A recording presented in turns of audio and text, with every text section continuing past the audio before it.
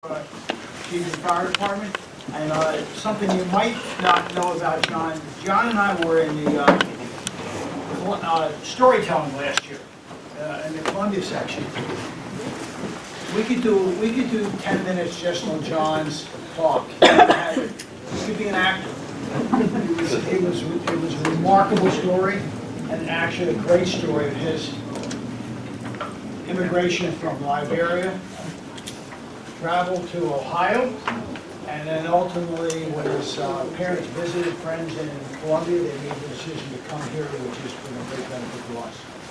So, John, let me turn it over to you. Thank you. Thank you, Steve. Good morning. Good morning. I'm going to try to tell the Howard County Fire and Rescue story in the next few minutes, and I'll talk about where we are and where we're trying to focus and go to. Can everybody hear me? Okay. So this is where we're living. Okay, this is where the folks in Howard County are living, and the colors may be different from wherever you're sitting. Generally, the redder colors show the population density. A lot of what you're going to see is consistent with any other Howard County map you've seen, from Jeff Brunel, who may or may not be in here, and the planning folks. Everything I'll be showing you is generally consistent. So, we generally call that reddish area, red, yellow, orange, put there. Thank you. The metro area, just similar as others do. Some key points continue to be the Route 1 corridor, and then Columbia, Skaggsville, Laurel, Fulton. Everything, for sake of brevity, I'm not going to re-explain, but I'm sure you all are consistent with this. Who we are, our population growth, continue to see a larger, more exponential growth in the over 65. We are seeing more of our EMS calls relating to the older population, which is understandable, and consistent with what I just said. Out of about 100 calls a day, about 36,000 calls a day, 25,000 or so are EMS calls. 70–80%. We are an EMS department most of the day, most often. Okay, and we feel that, and we're seeing it both in our workforce and also the unit hour utilization of the ambulances on the street. They are running like crazy. But we're still a fire department,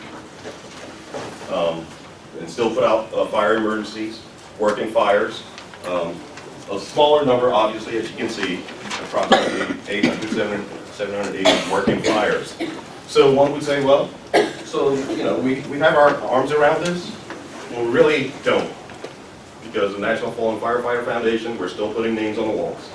Okay, line of duty deaths have not taken that downward swipe. All right, so it's still a high-risk, low-frequency incident that requires a lot of people responding to buildings that are no longer built the way they used to be built. What's a raging fire in 2 minutes nowadays? It used to be 10 and so minutes, a while ago. So they're burning faster, burning hotter, and we got to get there with more people and an expanding workforce. Okay. This is projections, which is consistent with the first slide of where we're living. I do want to localize our initiatives for the next fiscal year, probably the next few fiscal years that we're focusing on. These are things we're studying and considering. You may have read or seen language that talks about the Waterloo area, Route 1, 175, Montevideo Road area. The entire corridor, Route 1 corridor is expanding and growth. But we have a new, new firehouse in Elkridge, and of course Savage. We still have a gap in the Route 1, 175 area. And another area I would point out is the North Columbia, where Route 108, Harper's Farm, Homewood, in that area we're seeing a need to kind of straddle both sides of 108. Turf Valley Now, this is an interesting area, because we see projections from the traffic analysis zone projections, but in some cases, in this case, a new firehouse may not be the resolution. In some cases, just road access changes response times. And we're working and talking about certain things of that nature in the Resort Road, Turf Valley area of Ellicott City.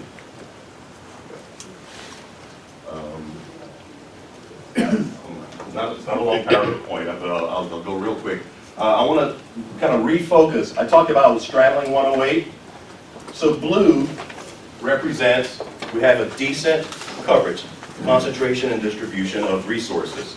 Red represents not so good. Okay, we're focusing on this North Columbia around the 108 area, where we can both get into Far Side, Homewood, and also get the high density Columbia, Harper's Farm, Cedar Lane, and the likes. Another area we're exploring. So, kind of summarizing some of our new capital projects. Route 1 and 175 Montevideo, where we call it the Waterloo area, the Waterloo Station area. North Columbia, which I just explained. And for the immediate future, if there was a North Columbia structure, it would be potentially a temporary home for the Columbia Banneker Station if Columbia Banneker was to be reconstructed. Is that still, I remember that was Columbia Banneker we built with our housing. The Housing Commission project. I don't have a whole lot of visibility on that, so I don't think I'm in a good position to say where we are with that right now. The quick response station, that was kind of agreement with Howard Hughes in the parking garage. The quick react station is something that we have on our radar to house an EMS asset as well as a fire suppression asset. And I mentioned the downtown Columbia redesign or reconstruction. Those are our general big chunk for potatoes for the next couple of years or so. Workforce expansion. The only narrative here is we're a growing community. Howard County has been extremely blessed. I'm not going to say lucky, blessed. We haven't been putting names on the wall. Okay, we train our people well. We have a culture of learning and managing the hazard zone. We've done the right things, and we're expanding workforce keeps us quote unquote off the wall. This is my last slide, and it could have been my very first slide because this is the pain. This is probably one of my biggest pains, and that's an apparatus right sizing, apparatus replacement plan. We are far, far, far behind in our right sizing and replacement. I talked about ambulances. They are literally, forgive the layman term, running the wheels off. They're running the wheels off. We are good at washing them and keeping them looking good and maintenance. But there's a sliding scale on the older you keep it, the more expensive the maintenance is. We should be turning our apparatus around much, much faster than we're doing now. We're holding on to them because we don't believe we will get new ones. Okay. So without any ceremonious conclusion, this is the last slide, and thank you for listening to me ramble for a few minutes. Couple of questions. Can you just articulate what you're not in for capital this year versus what you submitted for capital this year versus what you really need? Well, director, when I say my cost me. Honestly, we went in a direction of remaining flat, generally remaining flat, and having a maintenance perspective. I don't know off the top of my head what it looks like to ask for what I need with regard to apparatus. If that was, I don't know. Apparatus and capital, right? Yeah, we're kind of pared down, very minimalistic. For apparatus, I would like to see 1 engine and 4 ambulances. At that pace, it would still take many years to get to where we should be right-sized Okay, that is a very minimalistic approach.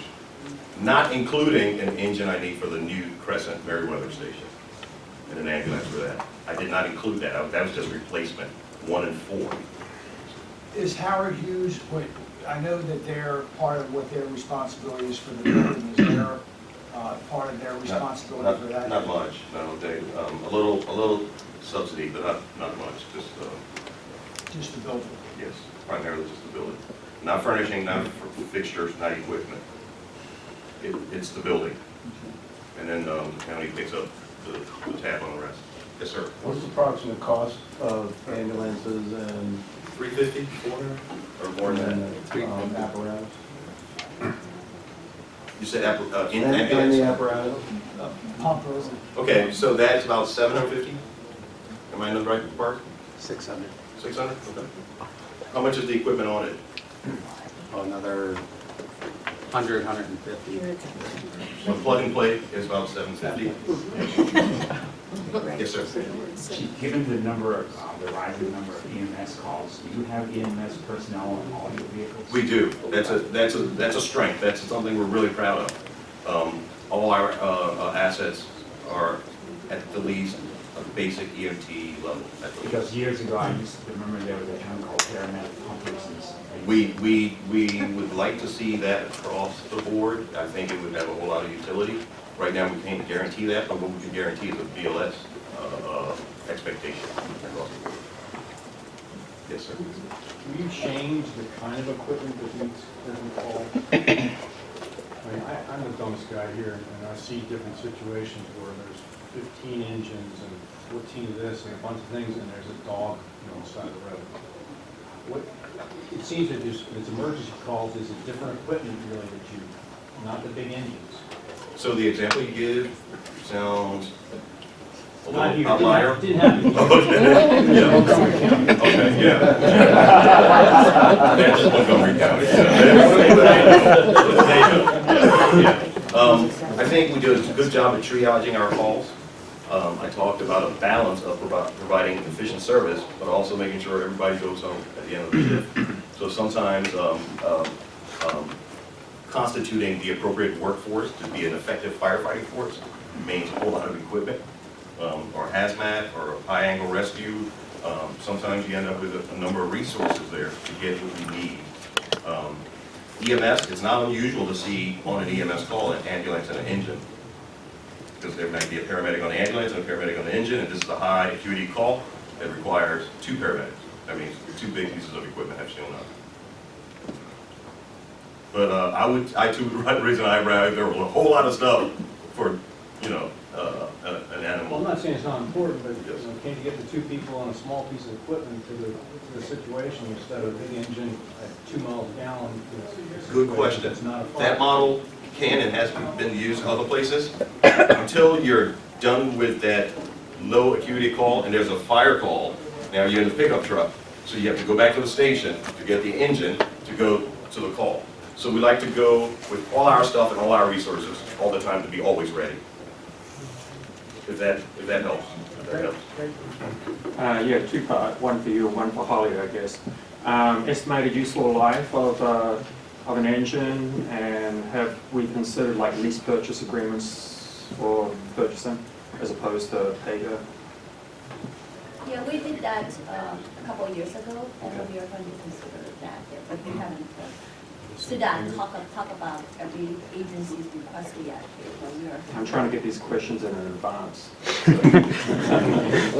Well, we also, as anything else, kind of as the chief just alluded there, we're still looking at all the requests versus the resources we have on that. We have done all those units together with how much we can afford on that. But conceptually speaking, when we have critical emergency needs for certain heavy equipment that's very costly because of the way, like when you do the financing, basically then you can spread the cost across several years rather than you have to pay the cash upfront there. But if we have immediate needs, very important, and for high cost item there, this will automatically be the subject for candidates for consideration. Sure. So what's the useful life, Chief, on these pieces of equipment? Ideal? Ideal length? Ideal, sure. Jerome, what do you think? 7 on an ambulance, 12 on a fire engine, 15 on a truck. That's not all frontline all the time, but it's rotating through being frontline and being a backup for a little while. So it's 15, it's 15 and 750, that's your amortization. 15 would be for that 12-year. Yeah, that's the engine, which was 750, would be the 12 years. The trucks are over $1 million now, so. Yeah. A truck is what you see with the ladder on it. That's what, and the engine is the pumper with water in the pump. So the terms actually have a function. You mentioned something about that you have increased the EMS calls and then obviously that 65 and older.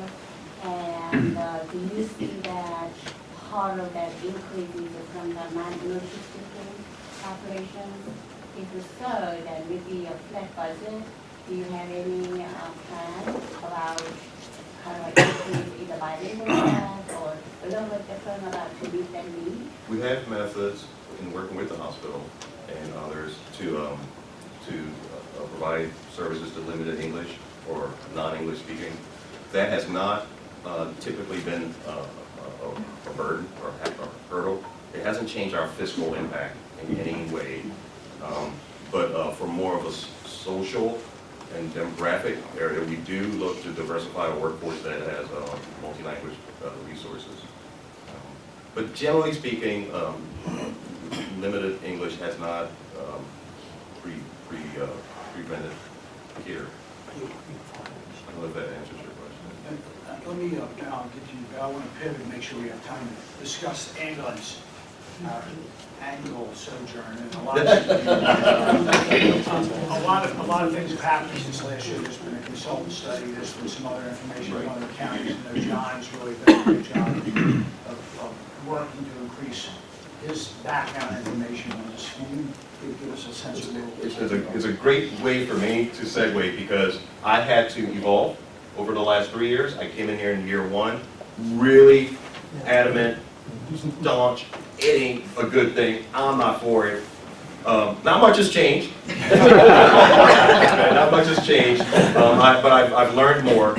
I'm still, I get romantic with this or philosophical to say I feel like I'm the last advocate for the patient wearing this uniform. So I always start with, if one person doesn't call 911 because they think they're going to get a bill, that would bother me, okay? But let's put that aside for a minute, all right? I do know that they're pros. They're pros. They're funds you can get from the insurance companies. I've learned more over 3 years, and the more I work with Dr. Sun and the consultants and some of the analysis we're doing, I'm learning more. I'm lukewarm to believe that we'll get the kind of revenue that we hear from Baltimore County or Montgomery County and other places who run 80,000 calls, 90,000 calls. We run 36,000, and 27,000 are EMS. And from that 27,000, there's probably a lower number that's transport, where you're going to make the money. Okay, so whatever number is projected, in my layman mind, I say cut it in half. Now cut it in half again. That's my general. So the juice worth the squeeze, I'm not sure of, but I want to be objective. I really want to leave you with that. I want to learn more. I am learning more. I'm more educated now than I was a year ago with regard to this. There's still a lot of work to do, research and analysis, but I'm open-minded to it. I'm a taxpayer here. I live here. Okay, so I'm wearing those two hats. The answer, we had a discussion before, maybe 7:10 when I was here.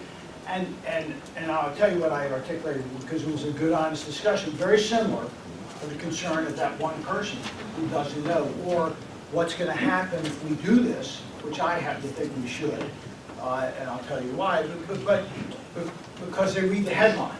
That's all they see is the headline, which is, by the way, all they see when we do our report, okay? And I've done this report, 20 years ago, we had a great report, and Len Lazarek wrote a great article in the flyer, but the headline was very different than what the report was. And the question is two things. One is that our responsibility that people don't read and don't take information that's there. Because whatever we do, we're going to communicate that no one will be denied, and the way I think they look how Baltimore County does it, and the bill goes to the insurance company, it doesn't go to the individual, and there's no follow-up if they're not paid. Okay, so it's an as you and I said before, I think this is an operational issue. The other side of that is if we make $2 million, let's just pare it all down. If we make $1.5 million, $2 million, and we don't have that, versus the concern that someone could not call. And it's always there. The metrics, from what I understand in Baltimore County and other places, the metrics haven't changed in terms of utilization, that's the real data. That doesn't mean you can't have your one person. But what are the multiple people that don't get additional services in this county that would be available if we had those resources? So you got to look at a balance sheet. There's nothing that's absolute. Because if you go to absolutes, we don't do anything. And I think that's, from a committee standpoint, relative to the county's position and the fiscal financial situation in the county relative to our revenue growth versus our expense demands. I think that's why we have to look at these things, but with them being extremely sensitive to make sure at how we communicate it, that we educate it through social media as well as through print, and make sure that we get that word out. But at the same time, I used probably a term that I shouldn't use in this room, relative to my view of the general population in this country and our responsibility to be educated to read and to look at things that are out that we do put out there. We're never going to get to where we have everybody knowing. But most people, because they don't know, are going to call anyway. Though, I think I was talking with Norm, the question that clearly, if someone makes a decision to go to the doctor or not, paycheck to paycheck, they make that decision there. Less so if you're in a critical situation, because you don't have a choice, you need to get someplace. So it's not an easy thing, and I appreciate that you all in the county have spent some time. We started for the new members. We started 3 years ago, or my first year, I guess 4 years ago, when we put this out there, okay? Then we hadn't talked to John, right? We just put it out there. John came in the next year and took my pants off. And so we said, okay, we went to the county and said, let's put a committee together. Nonprofits, medical, healthcare, whatever, and get a consultant and do that. And that's how fast government works. That's now 2 years ago. So now we got the consultant, they've worked with you, we've got information from the other counties. Hopefully we're close to getting to a place where you and the county can feel comfortable and finding solutions. And that's the statement I want to leave with. That is both my bosses upstairs and us in this room, that we're well informed, we're well educated, and you know where I stand and why I stand there, and these are the numbers, the metrics, the return on investment, all those things. A well-informed decision-making team, and then we go from there. I want a little different from 2-3 years ago. Kind of toned it down a little bit. The main issue is still the main issue. Thank you, John. Thank you. Chief? Good morning. Morning. Yeah, my advantage over Chief Butler is I do have a ballistic vest. So. There's no screening at the door. It's great guards out there, but they're not screening it. So, okay, great. Thank you very much. Well, it's good to see you all again. Seems like a year went by fast. Some of the things you'll see on the slide are things that you saw last year, and then a couple of other things. Actually, I thought of another one on the way in, so I'm going to try to move through some of these fairly quickly. If you have a question, stop me, either during the presentation, I'll certainly catch at the end, but certainly when I see those key signs from Steve of his fidgeting, I know that I have about 2 minutes left. I'll start right here. The overview of the agency where we are right now, we have 474 authorized positions. We have 11 current vacancies, and that's one of the areas of concern that I have moving forward this year that I'll mention briefly. 221 civilian positions, 16 vacancies, over 100 volunteers. That's actually pretty extraordinary. 13 auxiliary officers, 7 mounted patrol that's part of the auxiliary, and 89 in animal control. And actually those are some good-hearted folks that come in, that walk the animals, assist our kennels operation, and if we didn't have them, we would really be hurting. So we really value the volunteers that we have in the organization. Let me see. So I have a couple things here. Crime, as far as challenges we're currently facing, overall crime, staffing, retirement, nutrition, opiates, special event management, body-worn cameras, and facility. So I'm going to back up because a slide was dropped here. So when I talk about these vacancies, that's one of the areas of concerns that I have right now. We have a class, a full academy class planned in March. March 19th it starts. I anticipate that to be a significant number of folks in that academy. And then we, on Monday, will have a lateral class. And one of the things, you've heard it already nationwide, everyone in recruiting is having difficulty getting officers in the door. So, for example, 6 years ago, we had 1,100 folks that had initial application. Now in the end, and this is for many, many years, the final number that we get, and that's the number that's not selected, that's the number that comes to the final table that we go through for selection for our vacancies, is less than 5% from that total that make it through the process. This lateral class that we are starting Monday, we started with 30 applicants, and those are current certified officers in the state of Maryland. It has to be from a full-service agency. We have 2. That's what we ended up with, 2. So as a result of that, I'm going to try to run another lateral academy the end of May or early June. Because one of the difficulties, I'm looking to try to change the philosophy of how we're hiring folks and prepare for staffing issues, is that forecasting now that we have some gauge with the retirement system, people are staying typically to 25 years, or they have an option to stay another 5 years under a drop program.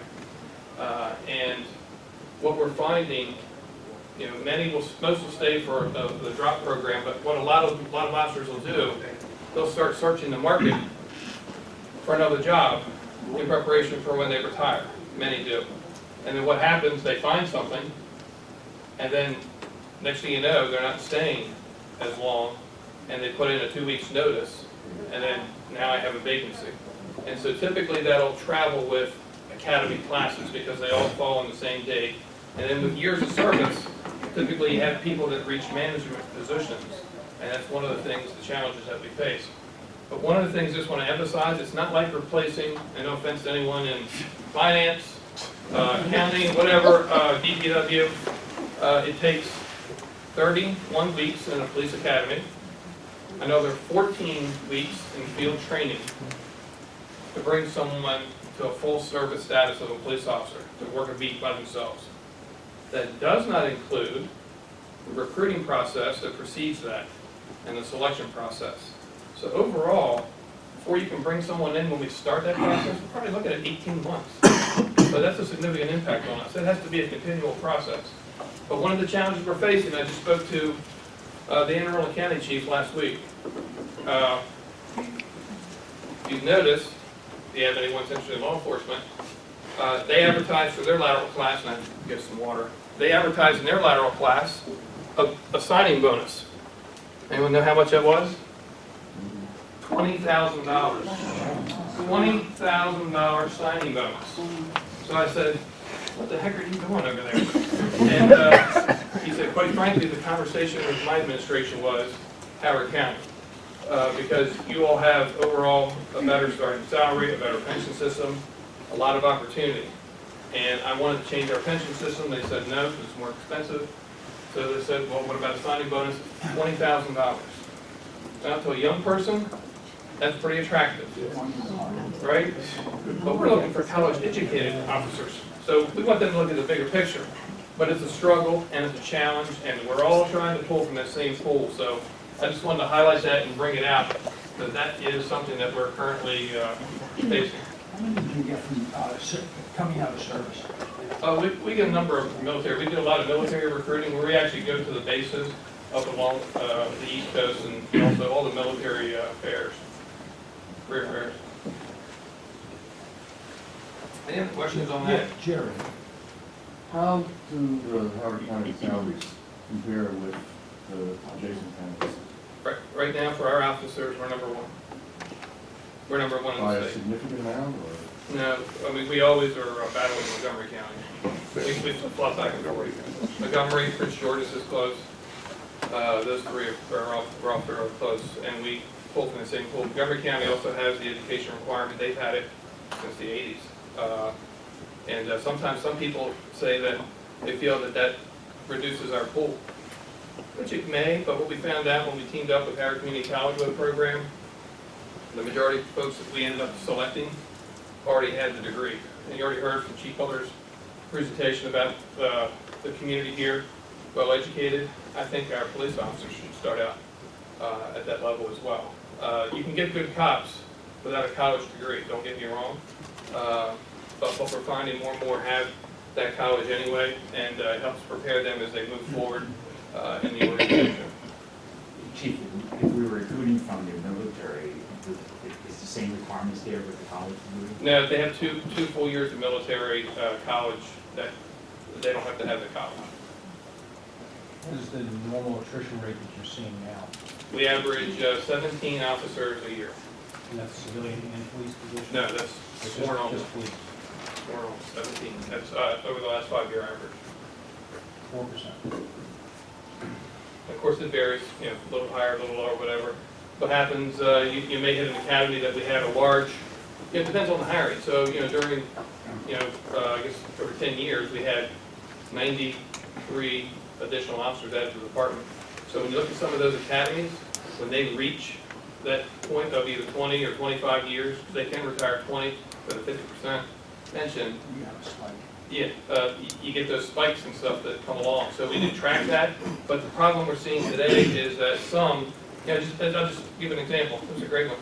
An officer who was originally planning to go in the drop program, he and his wife were talking where she is in her career, and he applied to Delta Airlines, because they want to have free travel.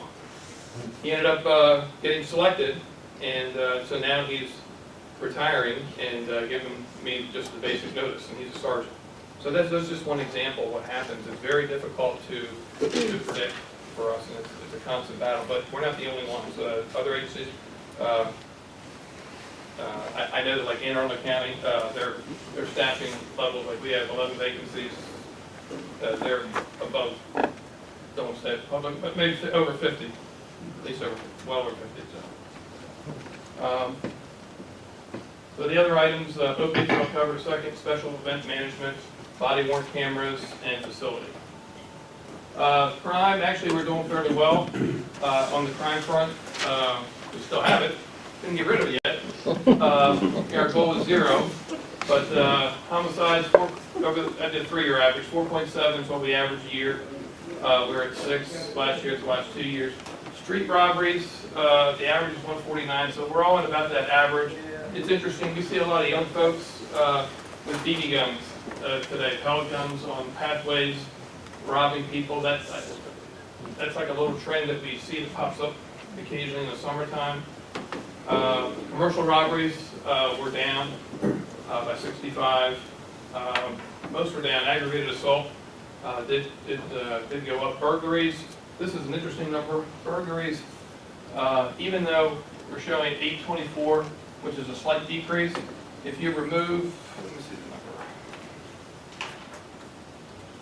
You remove 114 of those cases, which are storage sheds. Uniform crime reporting changed last year, so we had a little spike in our burglaries. See, it was 768 to 835.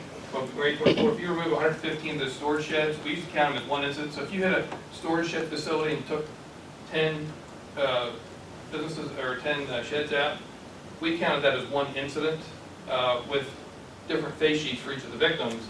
but kind of like one collective incident.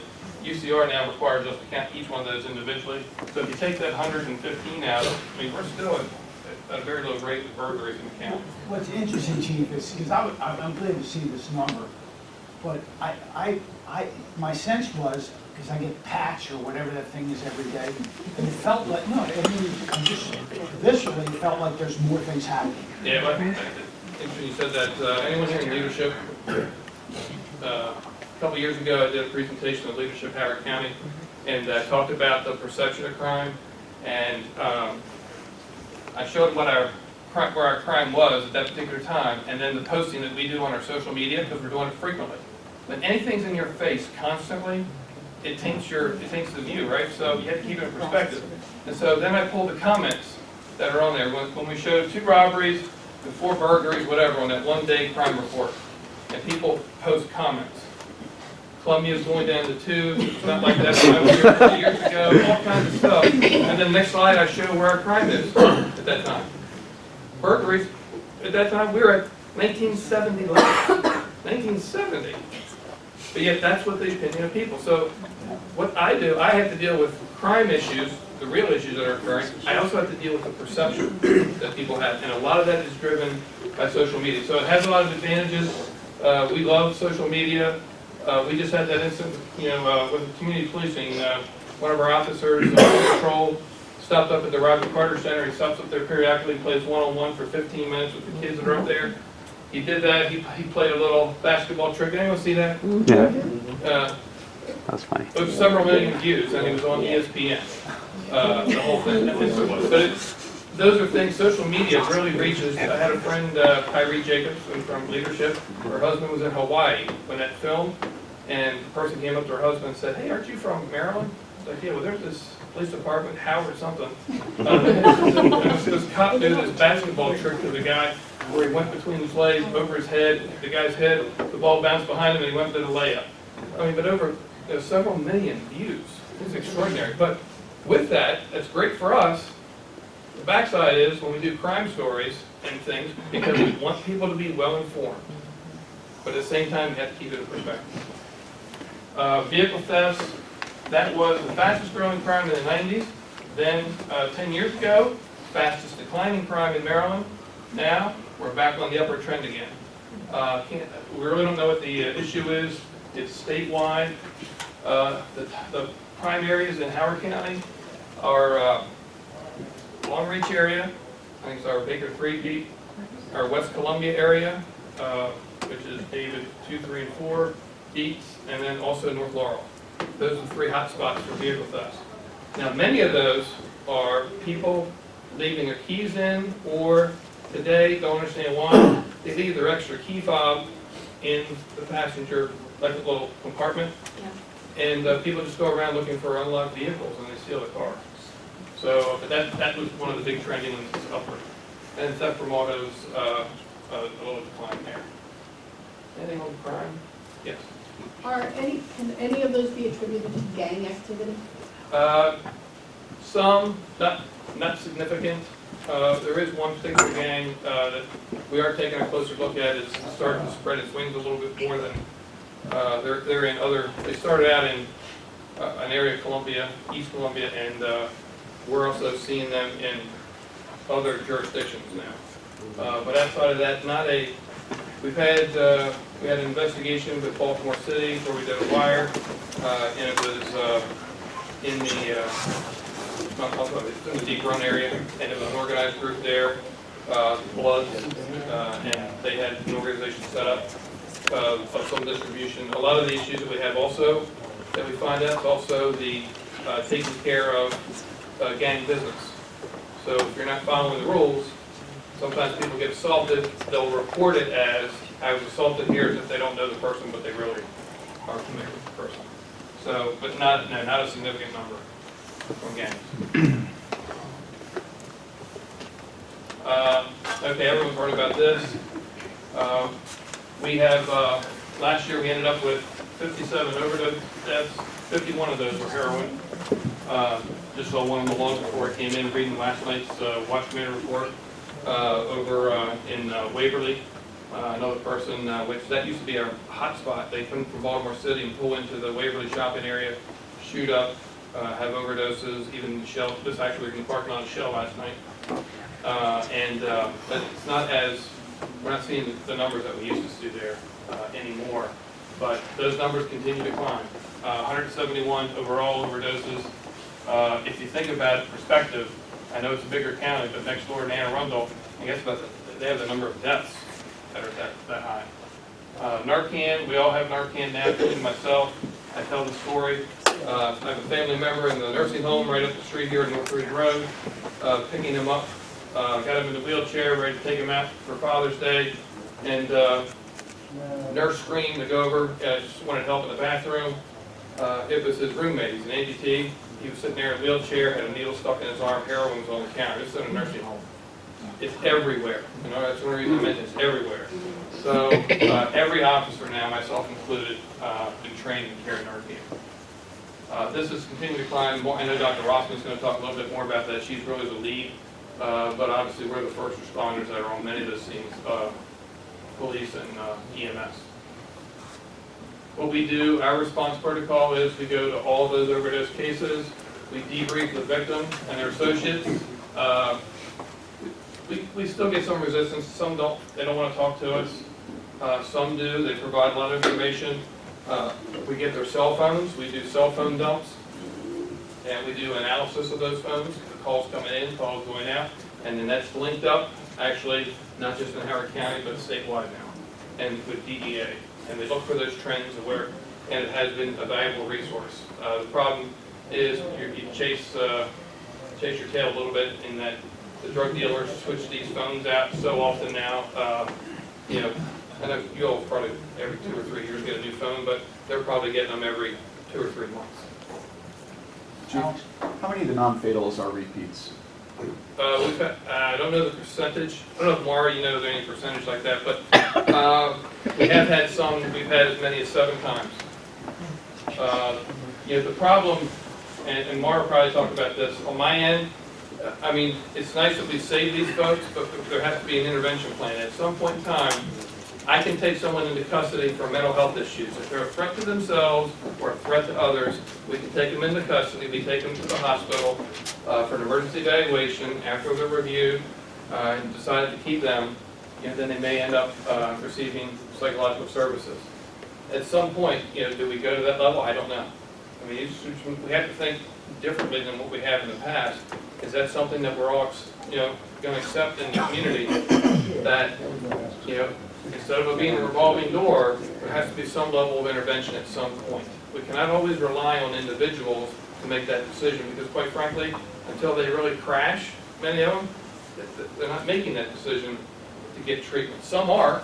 I mean, some are seeing the light, and with more education, support from families, but not everyone has all the family support that maybe you and I have to help get them into treatment because this is a very difficult addiction. Very difficult to overcome. It can be, but there needs to be a lot of support and oversight. But intervention is the key. What that intervention tool is probably something we're all going to have to decide here at some point that we would find acceptable. And I know Mara's going to talk some things about some of the other short and long-term plans that we have here in the county, so I don't want to spend much more time on that. We still offer referral information to folks that we get. We have a flyer that connects them to some services that's offered here in the county. And then we also coordinated with the health department peer counseling. Many of the former addicts that help out some of these folks as well. We've done some operations where we've actually incorporated them into our planning. I will say one thing about Howard County, we do work collaboratively together on many of these things to try to overcome some of the obstacles. I really don't want this slide here at this point, but I'll hit up real quick. Another one of our issues is facility. We're still busting at the seams. The last major renovations to our buildings, the one over here was in 2000, the one down Southern District was 1993. We do have plans, a capital program for this location here, which is over in Harper's Choice for a new headquarters and central district in the county.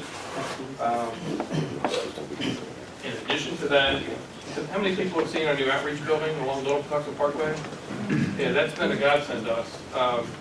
I was able to move youth services, which has been detached for nearly 20 years from any main component of the police department. They've been a lease space.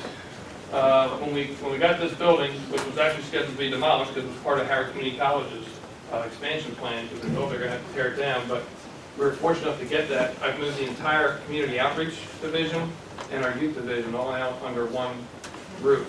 And so they're all under the same command anyway.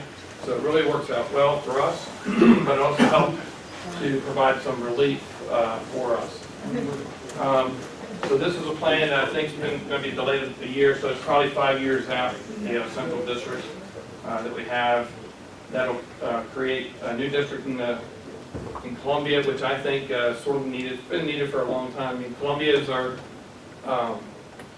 we're incorporated second largest city in the state, and we have the most calls for service, the most service demand, resources. Majority of it is in that Columbia area, so I think it's most proper to have a permanent fixture there for the community to be able to utilize. And there's some other incentives for the project here, which is also about 3 phases. One of those phases is a community outreach building that also would provide like a rec center. And my hopes and dreams are to connect that like rec center and facility for offices for the youth division and outreach. But then also right next door is Cedar Lane Park and outdoor activities we can do so that we can house folks, kids, and run a lot of our programs right from there. And we just purchased a transport van for a lot of our youth programs that we're going to be helping with transportation with some of the kids, because that's a big issue as well, getting them some of these programs that we have. Special events management, I've talked about this a lot. And let me just flip to this slide and I'll come back. This is where we are right now for special events. 2017, we just finished up getting these numbers. 249 total events, 44 of those at Meriwether, excuse me, 226 other events, and those would be parades, triathlons, races, a lot of special events. As you can see, the number continues to go up. If you look back at 2013, the total cost this year was $1.4 million, up about almost $300,000 compared to previous years. Some of that is related certainly to the increased number, and the other part of that is officer salaries have gone up. So when you calculate out overtime and expenditures, that accounts for some of that. Let me go back. So what we are looking to do, and we've talked about it for a while now, we have 2 bills, a council bill and a resolution. The council bill is laying the foundation for what we're looking to do in fee assessment for some of these special events. So the code dates back for the process for parades and special events to 1970. Now, there's been some updates, I think in the 80s and the 90s there were some updates to it. But if you go through it, it really is not the true process that we've been going through today. So we are looking to revamp that process, so that's what the council bill is in for right now, for that process, to retool the police department. Right now it's technically license and permits, but right now we want it to come under the police department, because ultimately all those resources, the majority of those resources are coming from the police department. And we purchased a software program last year. IT has been working on it. It's close to being ready, in which it will communicate to all the departments that are impacted, like fire, police, DILC, and emergency management, DPW, all those departments that have some role in special events, road closures, things of that nature, public safety, that we can connect to and have the approval process go electronically. Right now, it's a combination of paper and electronic. So it'll be a permit process, looking to streamline it, be a little bit more efficient. And then the second part is a fee structure. So we're setting up that fee structure for permits would be $50 application fee, concert permits, a $200 fee. The $200 fee is the same. The $50 fee for others is something that's new and added. And then the final part of that will be submitting in our budget a fee structure. That fee structure initially will look to focus on all these special events like triathlons and stuff in the county. We have a couple of options we've given county administration. I don't know what we'll finally end up with, but essentially it will assess a fee after they surpass a certain threshold of what we think, you know, the police department should provide to a community, because it benefits us all having these events. But at the same time, we also have to balance that with the cost and resources. So some of these events, I think the largest one we have requires 61 police officers to stage for intersection control. And what some people say, why do you have to have 61 officers? Why can't you take 30 officers, and then once they pass this intersection, they move up and go to another one? Well, if you really think about that, that doesn't work. It's not that simple, because ultimately we're responsible for that public safety on the highway and everything there. We can't have cars running and chasing and going to another intersection that's not manned currently, so we have to have everyone in those positions. So it takes a lot, and 61 officers is just police. They're also folks with those organizations that are also out there supporting us. So it is significant. And then the permits, I'm sorry, not the permits, but the fee structure will come out in our the administration's budget proposal to change that. Yes. Okay, so you have for 2017, a cost of 1.4 million. What is the offset with the fees to that? Well, it depends on the, For with the the total administration. 1.4 million, what were the total number of fees affiliated with the 226 and the 44 events? So what is the offset?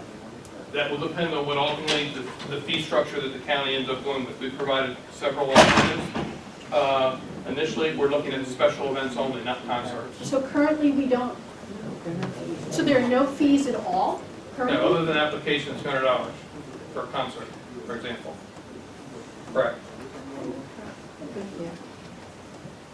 Again, this has been since the 70s and 80s that the layup's been like this. So we're looking to revamp this thing from the ground up and really get it the way it should be and bring it up to today's. The easy answer to that, in the past, there's been, other than the permits, there's been no recoupment of fees. Correct. And this committee actually brought this up about 3 or 4 years ago, started this process that we should. There's 2 pieces to this. What they're addressing right now is the non-Merriweather, if you will. Merriweather, and as I understand it, and I talked to Mary Kay, because all the streets are changing, there's an issue right now of even what's the proper staffing, and they're trying to work through that.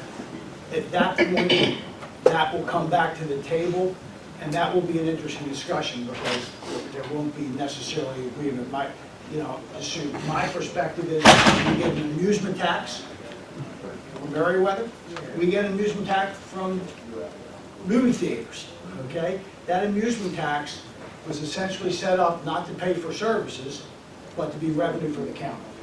And the discussion right now, which is not the chief's discussion, but the discussion right now, it's a political one within the county at the council level and other places, that Merriweather brings economic value to the county, and therefore, and Seth, who's a very good negotiator, saying there should be some relationship to amusement taxes and expenses relative to the police department. That's his perspective. That may be council's perspective. That would not be one speaking as one my perspective as to what it is. It seems to me is I really want to know the economic benefit, because I think you have to do it for everyone else doing an amusement tax and looking at services, because basically that's really contributing to a business, if you will, in a way that's very, very focused. I don't personally think that's right. That's corporate welfare, from my perspective. And just as an example to add to that, so you have a number of different entities that pay this tax. So for instance, movie theaters in the county pay that tax, I believe, right? So I don't provide extra services if the movie theater calls me and says, I need 2 officers here every Friday, Saturday night, kids are out of control. What our response would be, we will certainly do area checks and employ officers to look at that and attempt to address that with our existing staffing and or maybe a specialized unit. That's not going to be a permanent fixture every Friday and Saturday night, stationed there from 8 p.m. to midnight. We don't provide that service. We cannot provide that service to everyone who pays this tax. So it'll be, that particular piece of it will not be an issue this year because it's, they don't have Very everything. complex. It's not, there's not a good measure or metric on it. That will probably next year's committee, when I'm a graduate student, we'll have to address that, I think, and I think that'll be, I'll be glad to come in and look at it, because that'll be an interesting discussion. It's a, you know, one that there should be considerable debate on. Is there any suggested pricing differences between nonprofits and other events versus for-profits and events?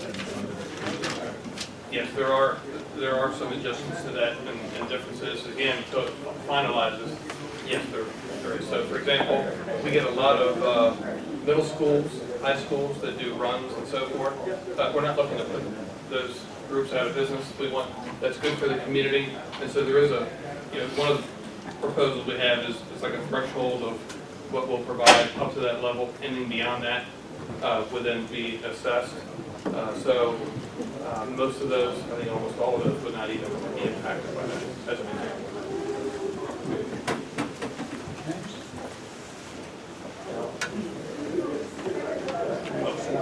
Do I still have something else?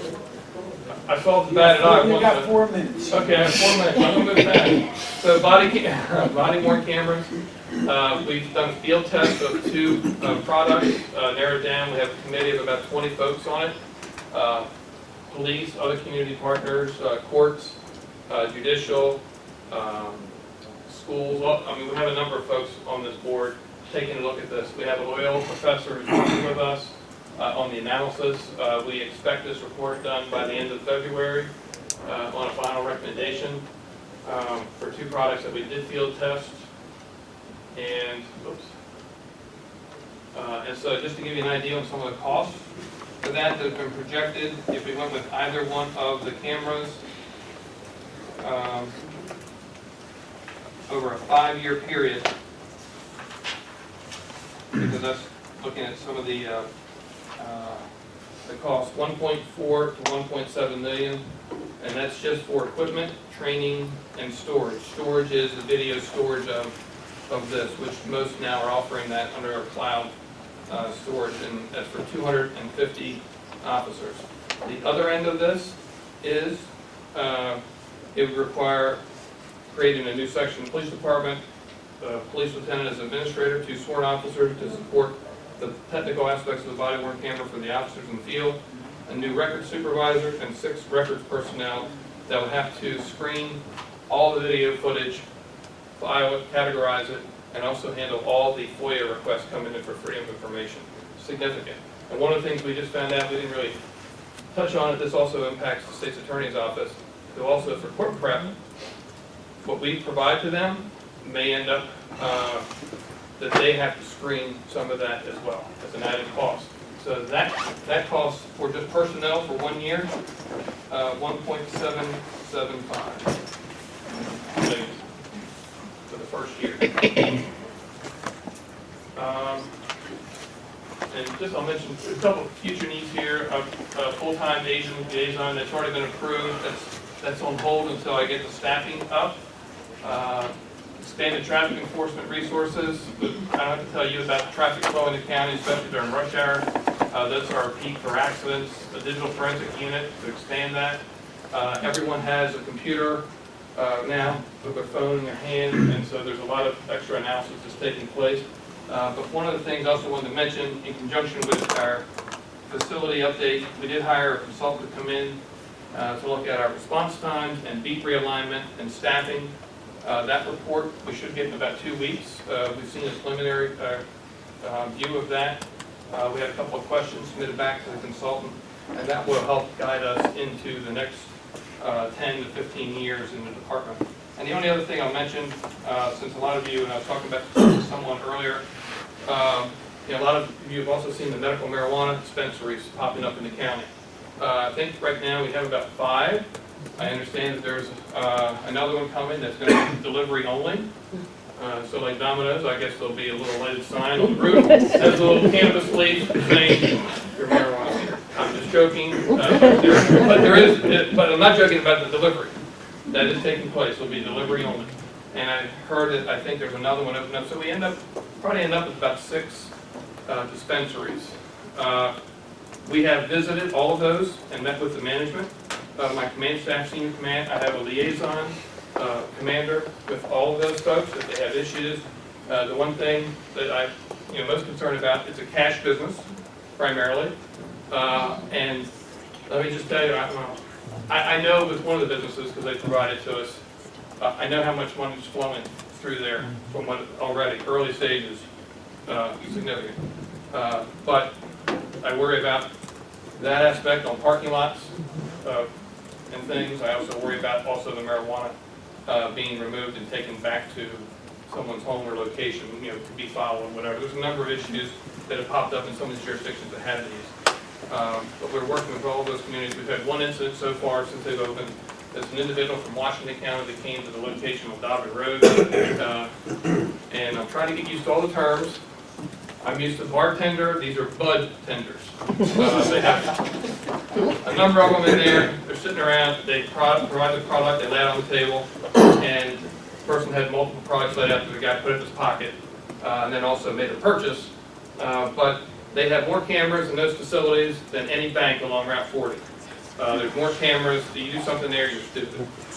So we captured that information and have a warrant out for him right now. But My understanding, it's actually, when you say bud, since I attended a presentation, it's really the drug itself. They've actually distilled it down. It's not, they're not selling recreational marijuana, they're selling medical marijuana. oh no, that's what their name is. They're bud tenders. Okay. No, they're bud tenders. That's the name. That's what they call the people who you go up to. They're bud tenders. But it's not a bud. No, no. I'm not going back to the past, Steve.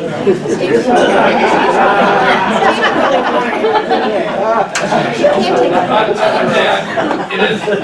We have What happened at Duke in the 60s stays at Duke. And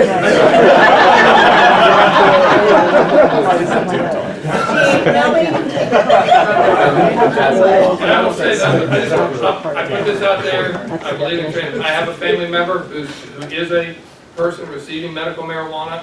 I'm paying very close attention to it because I'm skeptical of some of the aspects of it. But one of the issues that we're facing right now, and actually I'm president of the Maryland Chiefs of Police Association in Maryland, and we're sending a letter to the governor today, as a matter of fact, expressing some concerns about the way the law has been written.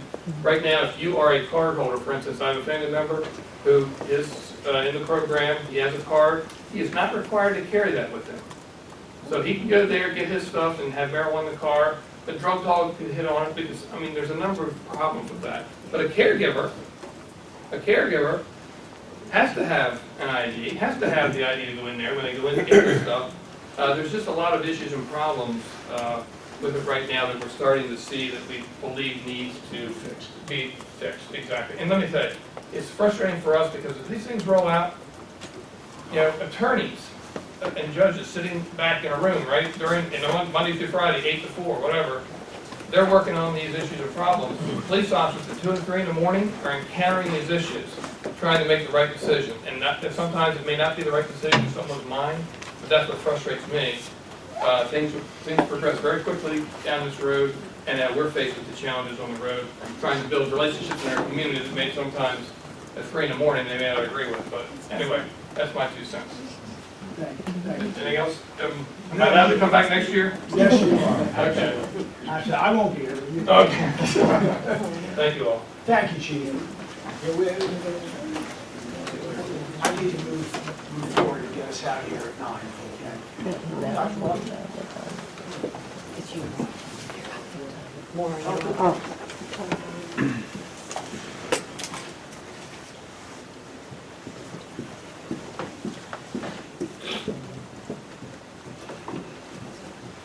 This is opioids 2+.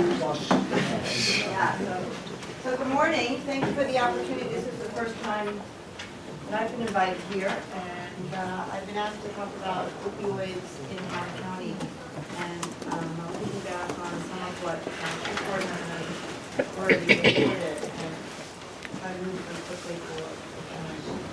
So, just some background. What are opioids? Well, opioids are from the poppy seed going back to beginnings of time, and they're classified as a drug that predominantly treats pain. Opioids can be obtained legally, for many of us in this room at one point in our lives, or children have had their wisdom teeth pulled, and dentists prescribed medication for pain. But they can also be used illicitly or illegally, obtaining a prescription that a provider has not personally prescribed to you. And there are opioids that are not FDA approved and synthetically made that we'll talk about here, that have psychological and euphoric effects and are very, very addictive. So these are a variety of the different types of medications and opioids that I think they're all familiar with, or at least have heard in the news, from oxycodone, codeine, morphine, and fentanyl. We hear about, and we'll talk about fentanyl a little bit more. Fentanyl is an FDA-approved anesthetic that, when used properly, is a good medication. When used in a synthetic form, is really what is causing the deaths that we're talking about now.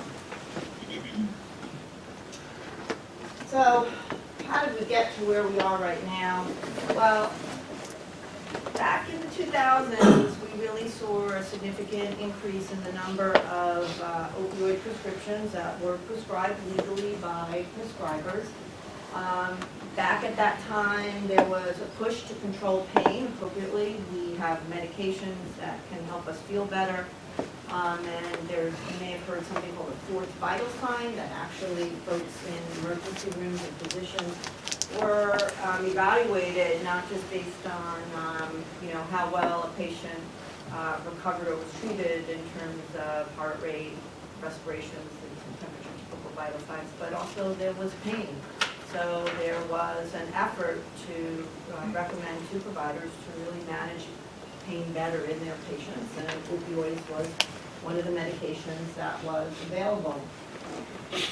And mirroring the increase in the number of legally prescribed opioid medications, there began an increase in the number of deaths associated with overdosing from opioids. And when everyone sort of, let's just say 5 years ago or so, began to really recognize the problem with the prescribing of opioids and the number of folks who became addicted to opioids and began misusing opioids, there began education to providers to minimize or decrease the number of opioids, and opioids legally obtained became harder to obtain. So if you were a person that was addicted to prescription opioids, it became harder to obtain that legally from your provider. And over time, supply and demand, that cheaper products became available, namely heroin. So I may, on the street, purchase Oxy for $100, and I can get heroin for 10. So again, as the supply for the prescription opioids dried up and became more expensive, the market for our cheaper illegal products increased. And that's sort of where we are now. So this is not just a problem in Howard County. This is a problem throughout the United States. We've all simply read about this in Howard County, but we'll talk about. Since 2015, we've seen more than 100% increase in our opioid-related overdoses. And really, this is attributed to, initially it was heroin, and now it's fentanyl.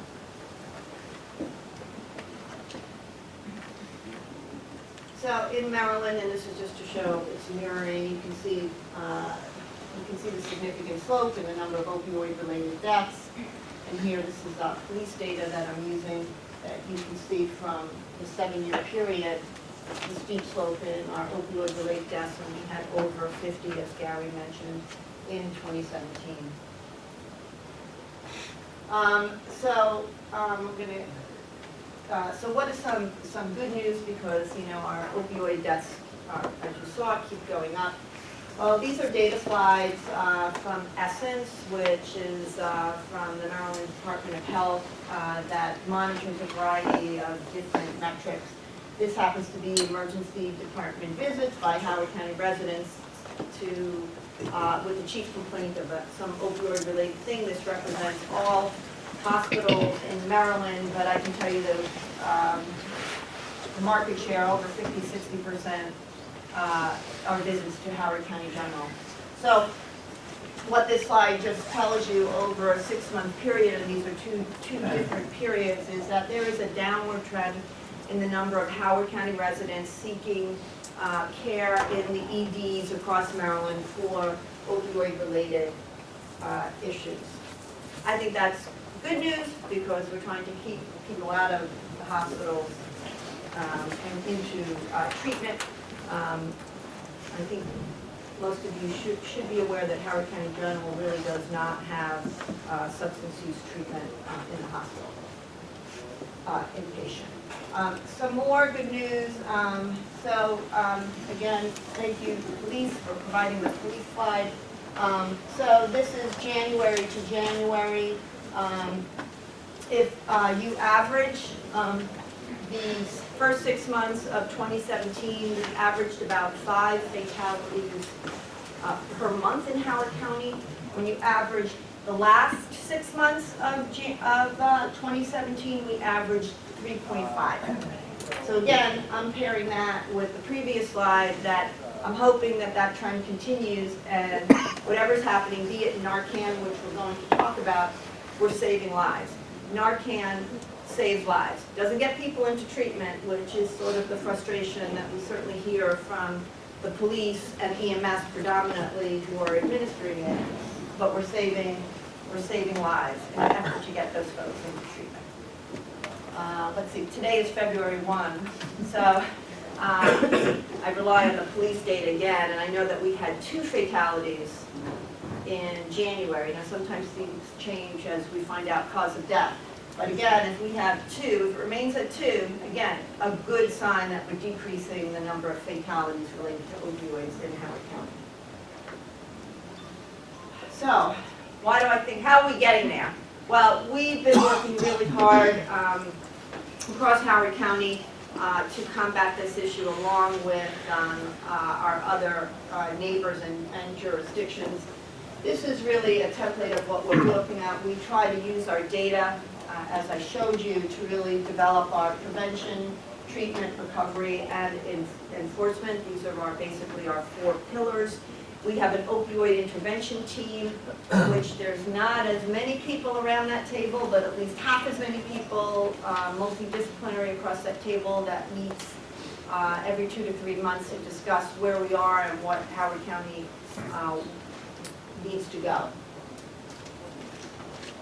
In terms of the pillar, just focusing on prevention, in prevention, we talk about trying to educate our public, awareness, prescriber monitoring, help our prescribers to appropriately prescribe opioids, medication disposal, take-back date, HC drug-free, our naloxone trainings, prevention at the school level, and a misuse prevention program. I'll show you some slides on that. Then from treatment, we really, in Howard County over the past year, some of you may know that the health department had a outpatient, it was really the largest outpatient clinic for substance use treatment for the publicly and uninsured. Our doors closed a year ago at the request of the Behavioral Health Administration. We were quite worried about our 750 individuals we served, but over that year we've been able to increase our network of community providers. So I guess it was a good needless worry, but we've been able to expand our outpatient treatment, which includes a variety of 12-step programs to medication-assisted therapy and other methods. We in Howard County do not have residential treatment except for one lowest level treatment for 15 men who are at the point of ready to engage into the community. We'll talk about that later. That is something that we're focused on. We work with Jack Kavanaugh in the detention center. We recently started a expert program, which is screening, brief intervention, and referral to treatment. A great percentage of folks who are in the detention center do have substance use issues, and especially for those who are going in and out pretty fast, we want to be able to identify those with needs and link them to treatment. We are recruiting. We actually had someone and then didn't show up for work, for a behavioral health liaison to work with our judicial system in terms of sentencing and referrals for treatment. And recovery, once you get through treatment, you really need to be in a supportive environment so you can continue on your road to recovery. And we are trying, we have a number of grants for recovery houses in Howard. We also have, which we'll talk about, peer recovery staff who work with the police, who work with EMS, who work with community resources, who work with the hospital, to meet folks who have overdose or are in crisis, or just call us up to help get them into treatment. So I think most of you are aware of our HC Drug Free, who does our take back days, our boxes that are located in our police stations where you can return really any kind of medication and safely dispose of them. You can see an amazing amount of medication is collected, which I guess if we added up the cost of all that medication, that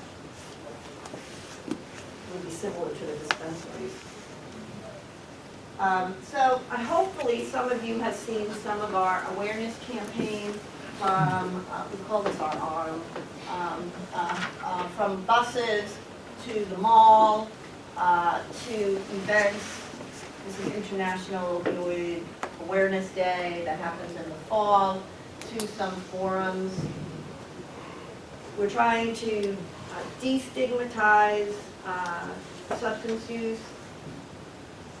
I see the data. I can tell you that it affects every zip code in Howard County, every socioeconomic layer in Howard County, every race in Howard County, every gender in Howard County. And we're not, but I bet if I asked you to raise your hand, I bet all of us know somebody who's been affected by this awful, awful crisis. In part of the awareness, we really are trying to focus on this as a disease, not a moral failing or lack of self-control. These are just samples of some of our media material. This is naloxone, which is a medication that can save a life, and I guess Gary says he has it on his person right now. The health department offers trainings for anyone who is interested in attending a session, and we will actually give you naloxone. We also hopefully heard that naloxone next week will be in every AED box in a county building, and we are training all county employees on identifying an overdose and the ability to respond and administer naloxone.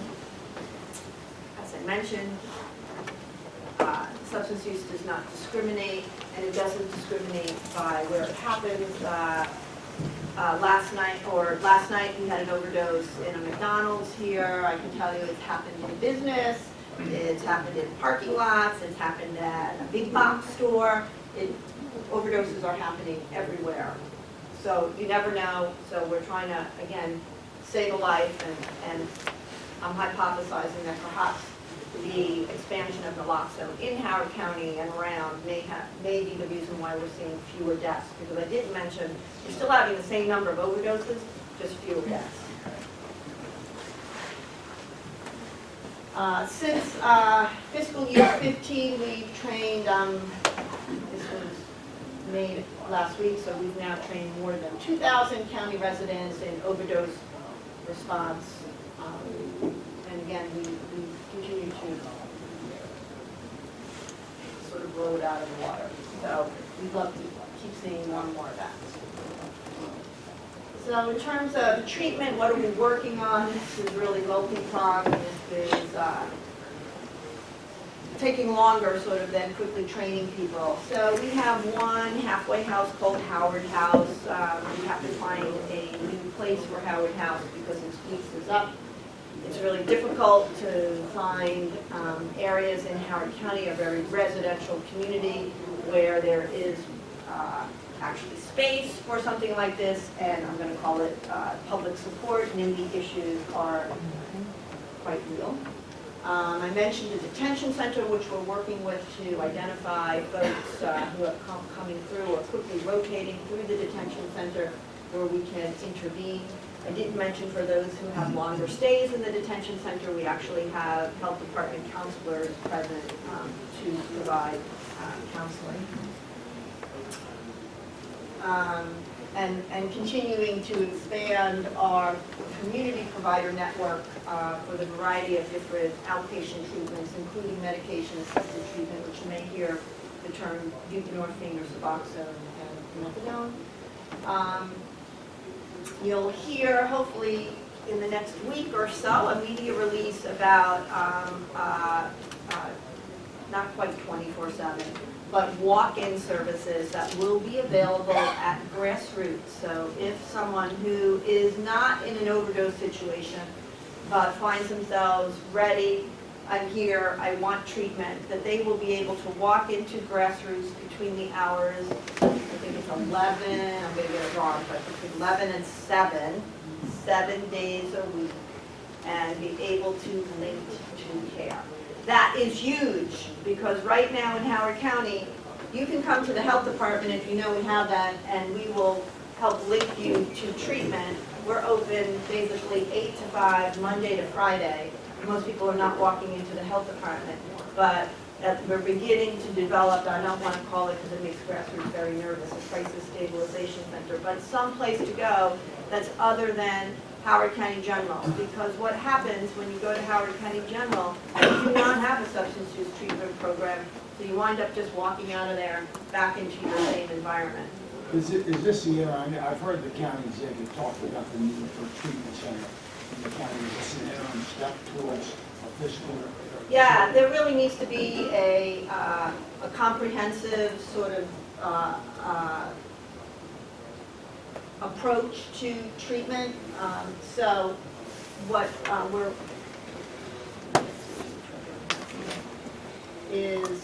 we don't have the residential treatment, so I'll sort of stop. So Howard House is, there's all levels of residential treatment, 3.1 all the way up to 3.7, doesn't really matter, but the lower levels are less intense, the higher levels are actually detox and requiring more intensive treatment. We got nothing. We got 3.1 for 15 men in Howard County, and I can tell you, we got more than 15 men who are in need of these types of services. So we're looking, and we have some leads to bring a residential treatment facility with a variety of different levels, because we all may need different levels. I may, at this point, need detox, the highest level, and then I need to keep stepping down.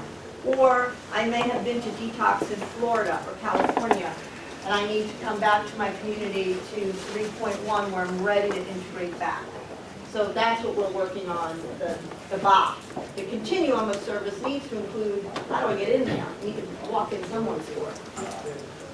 certainly wouldn't suggest that we turn anybody away, but do you have a feel for how much of these services are going towards Howard County citizens versus people just coming through the county, Jessup truck stops, Route 1 motels up in Elbridge, things of that nature? How much of our services are we dedicating to county residents versus others? Well, I can tell you in terms of the data of overdoses, about 80% of folks overdosing in Howard County are Howard County residents, so about 20% aren't. I can tell you that in other counties, 20% of Howard County residents are overdosing someplace else in another jurisdiction. So. Thank you.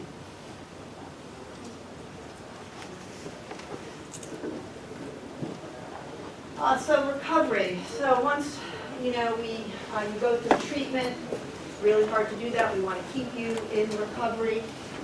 We have peer recovery support staff in the health department. We have 6 at this point who will work with the police. You can see the hospital, grassroots, fire and rescue, citizen services. And actually what happens is they have a phone, they have a phone. But they have a phone, and that when somebody is in Howard County General, they will actually get a phone call, and they will go to the hospital and meet the individual and share the story, find out where they are, and try to link them to care. We will do the same thing if we get information from the police about somebody who was not transported to the hospital. So the goal is to keep trying again and again to get them into treatment. Unfortunately, this disease is a disease where relapse is almost inevitable, and it takes just about, I don't know, the person, I don't know what it takes sometimes to get someone into treatment. So naloxone is basically saving their lives, so we have another opportunity to get them into treatment. Our linkage to care for our peer recovery support is 20%. We're hearing from other jurisdictions that it's as high as 40%, so there's more work to be done to get to have a more effective model. So do you have enough money to provide all of those kind of design that we can enhance the treatment in Howard County, or is that in your budget, or is that in your plan? So there is, in terms of the budget for the residential treatment facility, there's different ways we're looking at it. As far as I know right now, it is not in the budget. We are working on many domains. What would it cost? And we have a consultant, what would it cost for Howard County to build a facility, to maintain a facility? We are also engaged in conversation with a private provider. Reimbursement rates for residential substance use treatment changed in July, making it more favorable for private providers to provide these services. So there may be a private provider who is willing to build such a facility in Howard County, perhaps with some tax incentives or something like that. So my job is to sort of, these are the different options, these are the different costs, how do we want to proceed right now. We're also engaged with Carroll County, who has a residential treatment center just for Carroll County. They're trying to figure out a sustainability plan, because it's quite expensive. So we're also exploring a partnership that might work for Carroll and Howard, because it's located about 2 miles away. Yeah, yeah. So currently in the county, multi-year CIP plan, we've actually put in the center, as Dr. Rossman just mentioned, that we're seeing early stage of studying the feasibility and how to approach that, how much cost, the timeline, and what to fund and others on that. Is there planning money in the budget, in the capital budget for Yes. that? But that's everybody here, early Ollie? stage of design. Okay. Ollie said that this is in the capital budget, there's planning money in for basically this type of facility. In FY 18, there was money put in for planning purposes. So we're using that money right now. Again, we try to be data-driven, so just showing you the comparison between FY17 and FY18.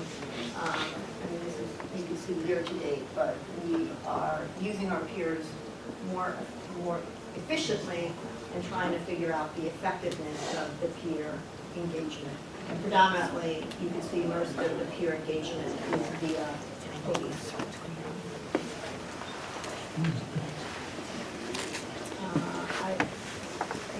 Gary talked about this, but we obviously work with the police and enforcement. That is a fourth pillar in terms of prevention, treatment, recovery, and enforcement. We're really trying to get the drugs right off the street. In other words, you can't get the drugs and you can't addict it. And that is it. Rough day. Thank you. Thank you. Department of Community Resources and Services.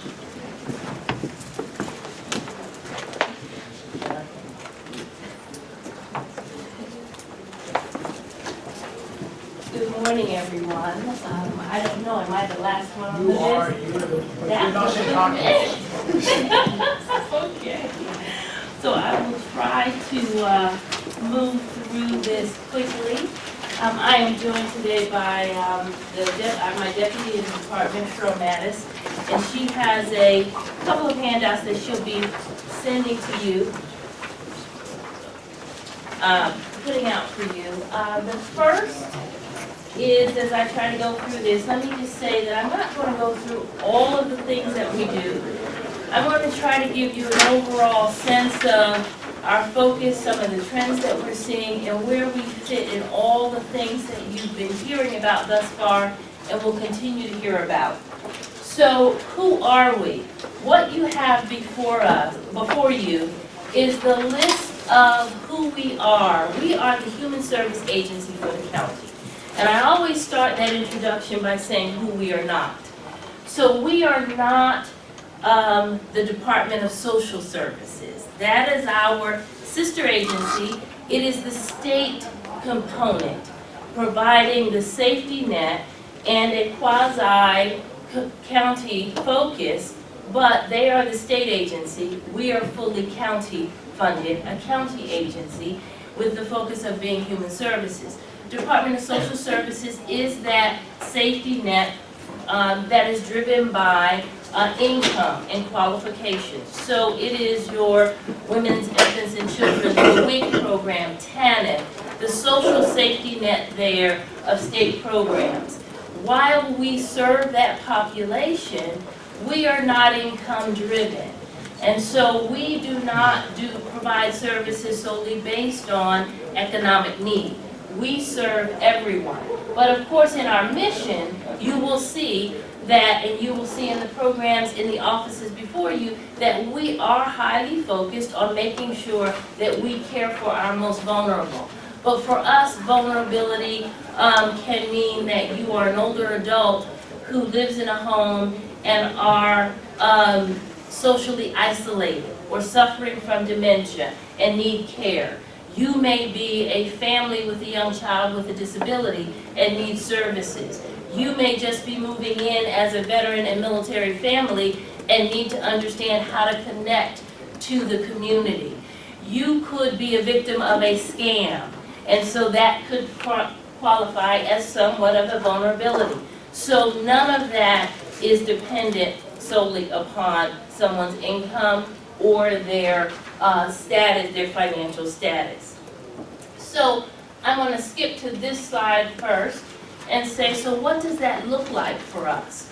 So for us, we have a number of large overarching requirements that are countywide. We have an Office of the ADA Coordinator. We are the link for enforcement of the Americans with Disabilities Act. So we take those complaints, we work with people. We do not have private enforcement authority, though, on the private sector. We advise, we consult, we help the community understand what is required, perhaps, with a restaurant or with a retail facility, but we only have particular authority over the county agencies to work with the county agencies in partnership to make sure that we are all in compliance with our public buildings. We have a large emergency preparedness function. We are responsible for mass care and sheltering, so all of our 50-plus centers, in addition to some of the other locations run by Recreation and Parks, serve as shelters in times of an emergency, and we oversee those in addition to donations management. We have 10 boards and/or commissions affiliated with our department. They all pretty much align with the offices that you see, and then we overall are supporting as the administration of the department and linking all 7 offices that you see listed there on the sheets. Now, I'll go back to how we do it. Our current operating budget is a little over $19 million. We are general funded. We do have some revenue funds throughout some of the offices, and we do receive both state and federal grants. And so, for example, the Office on Aging receives grants from the state. We are also linked to the federal ACL. We are also receiving state money from the Governor's Office for Children, for example, and our local children's board. So we have a combination of funds that support the work in the office. Of that $19 million, a significant portion of that comes under our Community Service Partnership grants, under our Office of Community Partnerships. We are the largest funder of our nonprofit community here in the county. So this past year, we gave a little over $7 million to that community. They are our partners in delivering the services. They work closely with us on a daily basis to take care of the delivery of the services to the populations that have the greatest need. We also get federal grants through HUD. We are the continuum of care for the homeless population here in the county. So we receive federal and state grants directed towards taking care of our homeless population. We then monitor those grants, we give those grants into the community to support those efforts as that safety net for that most vulnerable population. So that's the way that we do our work. We have approximately 150 employees in the department, but we serve a great deal of the community through our partnerships with the nonprofit sector. So what does that look like? So we have populations based on the list that you see before you. We have children and youth. We have families that move into the county from all over that we serve, and families that have been living here for years. We certainly serve low income. We have pockets of our work that focus on victims in crisis. One being our newly created office that is focusing on human trafficking prevention and working on human trafficking prevention alongside the Prevention Council. So when you look at what we do, while we focus on our most vulnerable, we cover the spectrum. And so on any given day, our true role is, as the next diagram is going to show you, the place at which people bring multiple concerns. The place at which the community reaches out to try to figure out where they receive the services. Sometimes it's in-house, many times it's serving as a connector. And so when you have folks that are coming in to talk to you throughout these next few weeks, if you're talking about housing, most likely we're at the table. If you're talking about transportation, we're at the table. If you're talking about health and safety, legal safety, if you're talking about social services, that are being delivered in programs like Medicaid and TANF and others, we are at the table.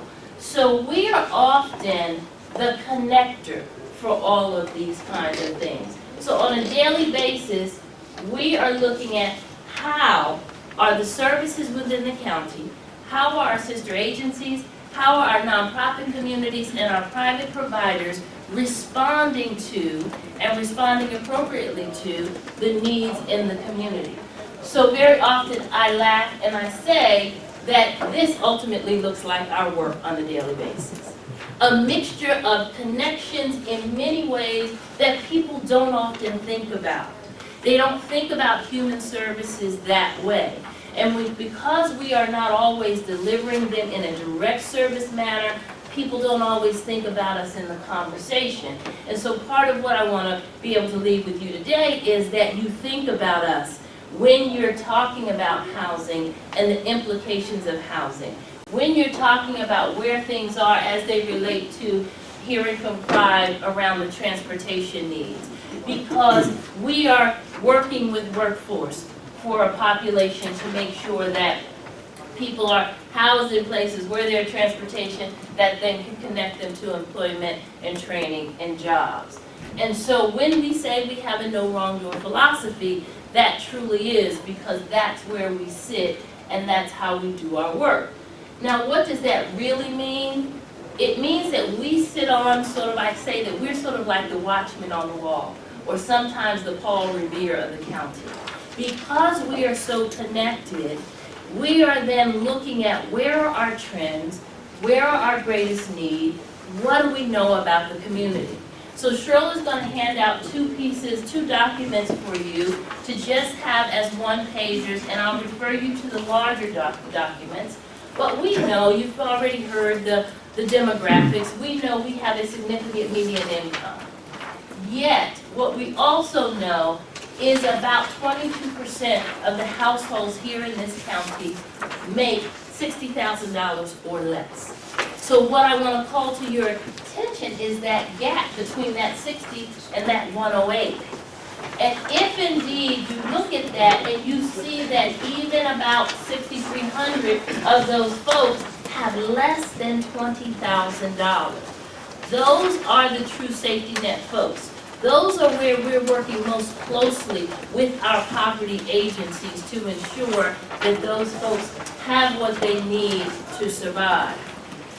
If you look at this statistic here and you see that a single adult, what it takes to be self-sufficient, to live on your own here, and these are self-sufficiency numbers taken out of the latest report from the Association of Community Services, and it's published in full on their website.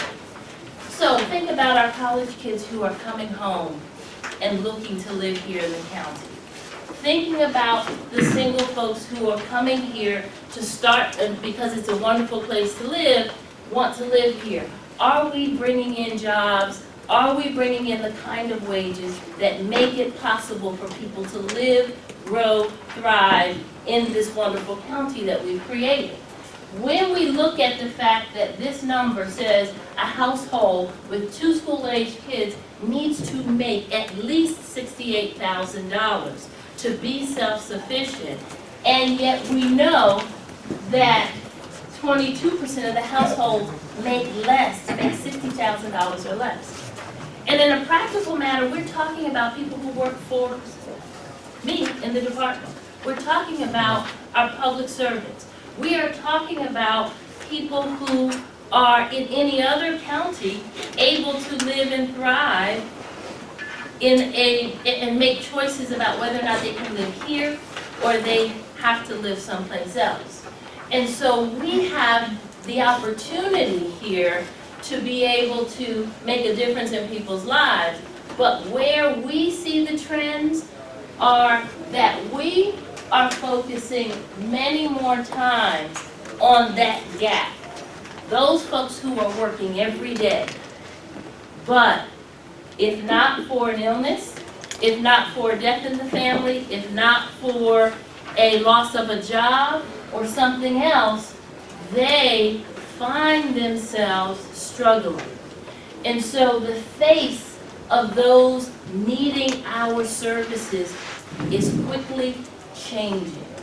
Changing the view of what we see, as Chief talked about, what we see online or in the newspaper, and what we want to think people who need services look like, have experienced, what they have and what they don't have. No, these are people who are earning six-figure incomes on one moment, lose a job, have a death in the family, get divorced, and find themselves nearly homeless.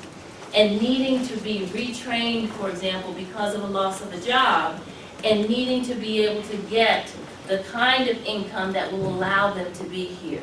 So when we think about what we're seeing, Dr. Rossman, Dr. Rossman and Chief talked to you about opioids. We're at the table. We're talking about families being impacted there. We're looking at policies and programs and opportunities to fund those kinds of initiatives. But look at the other things that we're seeing. We know, we read about human trafficking. We're partnering with the police and the other safety net organizations here in the county to ensure that we're working on that population. Why? Because people who are in human trafficking are also the same, oftentimes, young adults who are homeless or perhaps have been addicted to opioids. Sometimes there are families who have been torn apart for one reason or the other. We are seeing increased numbers of families living in their cars, moms with children in their cars, living in their cars, going to school every day, taking their kids to school, picking them up, and going back home in their cars. It takes, the statistics tell us, if you are an hourly wage worker, you almost have to work 3.2 jobs to survive in this county. So why I'm here is to be able to say to you, when we're talking about bringing in jobs to this county, when we're talking about development and transportation and housing, let's think about it from the larger community perspective of not just what we're going to do to bring it in here, but how are we going to facilitate the livelihoods of those who are already here so that there is the mobility needed, the mobility and the opportunities that are needed presented for them to grow, live, and thrive and take advantage of the community that we are so happy to be able to be a part of. It's only because we have such a commitment in this county and the administration to be able to continue to fund a department at the levels that it does, a department like ours, to do the kind of work we do, to be this safety net for these areas. So when we're talking about transitioning youth with disabilities, we have, as you'll see, the Transition Council under our department. That is a group of people who are really looking at, who have raised their children here, and now they're growing up, and they're leaving the school system and looking for opportunities, workforce opportunities. Where do they live in safe communities?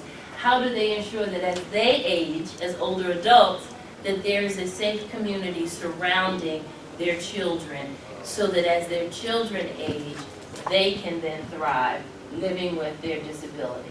And then lastly, on this slide, I just want to point, and then I'm almost done, to you to say that the increasing diverse and multicultural community is a significant value. And it is really an important piece. We are seeing a couple of different areas of populations. In our younger populations, in our Office of Children and Families, our Office of the Local Children's Board, we're seeing increased numbers of families that are Latino families, that are Spanish-speaking families from Spanish-speaking countries. In our older adult community, in our Office on Aging, and some of our other areas, we are seeing increased numbers of Asian families, and so Chinese and Korean specifically.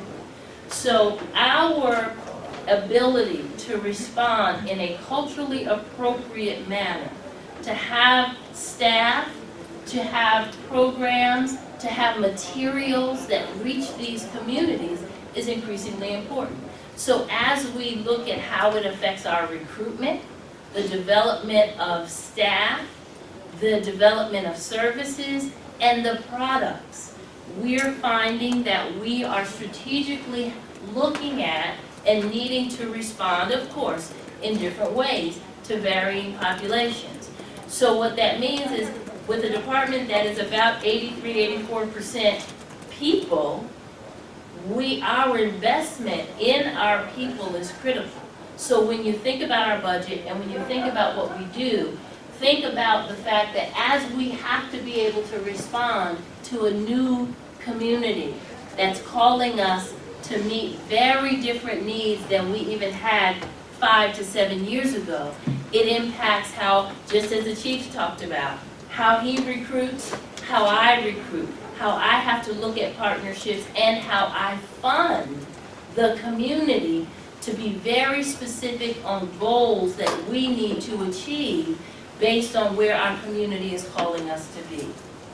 And so with that, I know it was quick, I know it's a lot, I knew I was sort of going to be in that little area there where I needed to get you a lot of information quickly. I wanted to paint that picture. I want to keep you in our, keep us in your mind and on your ear when you're talking about things that don't seem to be connected to human services, but for a department like ours, in a community like ours, we really are very connected to it. So, a lot, I know, but I want to say if you have any questions. Questions for Jackie? I want to remember, you came in, well, my first year on this.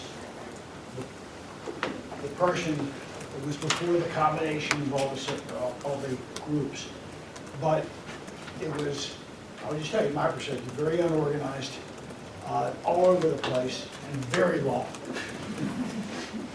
You came in, you were the deputy first year, and it was clear how good you were, and how articulate you were, and how you can communicate effectively to us, and you've done a great job today.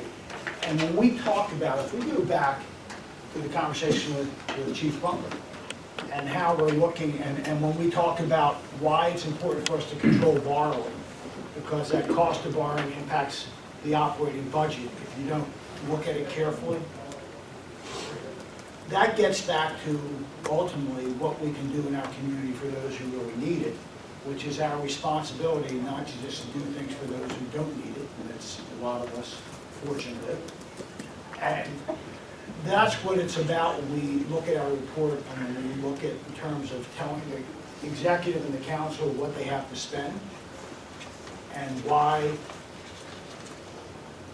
what we borrow impacts what we have to spend, and understanding as a community the drivers of our revenue and the drivers of our expenses. So we put all that in context to try to come up with something that has some common sense and is reasonable and practical in terms of our recommendations. So it's really important. This is a good day for us to understand from providers, and certainly in the police department, in fire, in health, and in community services, how that all comes together for the people in this Howard County, and why this county is so great relative to what we do. So thank you very much. And I have to say, the thing that I think is so great about it is that we are all working together. Fire chief, police chief, myself, Dr. Rossman, all of the critical services, we are often at the table, we call each other, we're working on things together, down to specific cases. And so you don't often find that in government and in county government. And we are, to use, Chief Butler's word, we are blessed to have that here. And so I think that that's really an important point that you make. Thank you. Thank you, Jackie. As we move forward, one of the things I've asked, actually after last week's meeting, I talked to Holly, talked to Craig from the works on the council side. We're going to provide some, as part of information, is more information on AFO.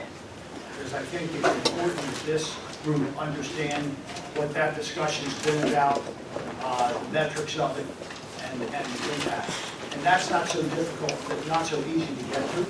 I talked about earlier on that it's an opportunity for us to in some way communicate part of our report, some of the issues, at least our views surrounding that. But I also know that we can't articulate or communicate on anything where we don't have the right metrics to understand. It can't be just because we think something, it's got to be because we understand the numbers surrounding it. So we will try to get a better handle on that for this group in the coming weeks. I'm not sure where we have that slide in. But I think it's an important part of it. Okay? Any questions? We'll see you all next week. Thank you.